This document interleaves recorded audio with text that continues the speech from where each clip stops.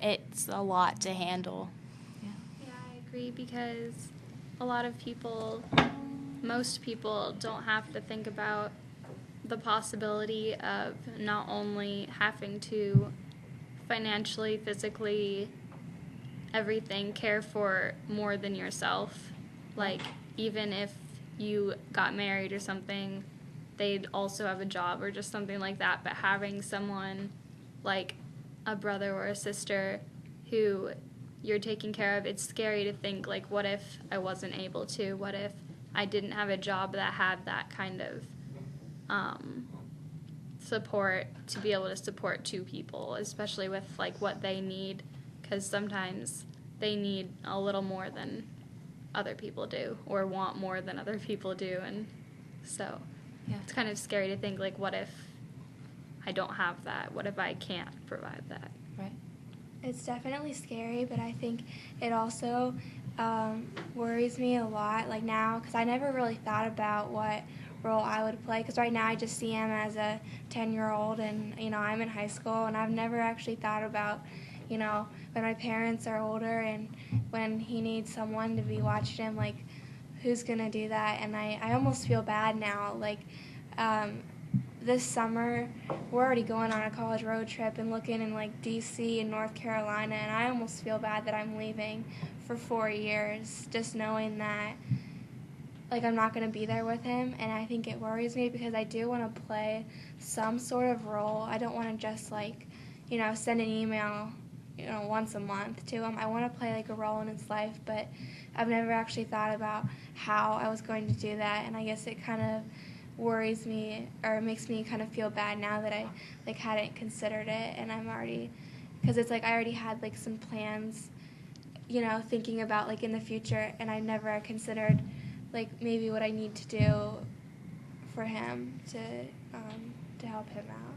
Yeah, I feel like with a sibling with disabilities, you kind of get used to not thinking solely for yourself, and at times when you do kind of think just for yourself and what you want and what no one else wants, there is that guilt factor, like, I'm not supposed to be doing that, like, that's not the way I'm supposed to be thinking. And he started talking about, you know, the things he wanted to do for Mandy, and it comes out that my parents have her on a waiting list for an intermediate care facility, which none of us ever knew. And if we hadn't had that conversation with him, it would, you know, we never would have known. Like, when I got engaged, I said, "You do realize my sister comes with me, right?" You know, so just, you know, my parents never wanted to have that conversation with us. They never wanted, you know, they didn't want us to be burdened with it. They wanted us to have options, but they never sat down to talk about it with us.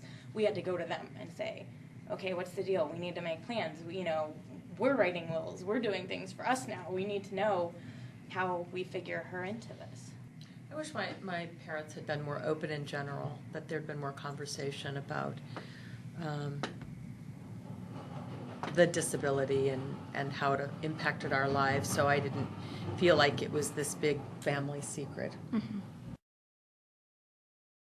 Families, healthcare providers, school psychologists, and agencies that provide services to children with disabilities must be made aware of the significant impact of disability on other members of the household, including siblings, so that support services are made available to the whole family. Screening and support for mental health issues must be available. Research is needed to assess the effectiveness of the proposed intervention programs and how best to implement these programs within the service delivery system in Ohio.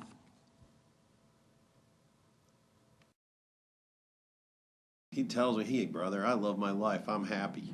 How many of you have been with anybody who's said that to you? You know, I mean, he says that to me almost every time I'm with him. He says, "Hey, I love my life. I'm happy." You know, he loves his setup right now. So, you know, just keep dreaming, I guess, would be my thing.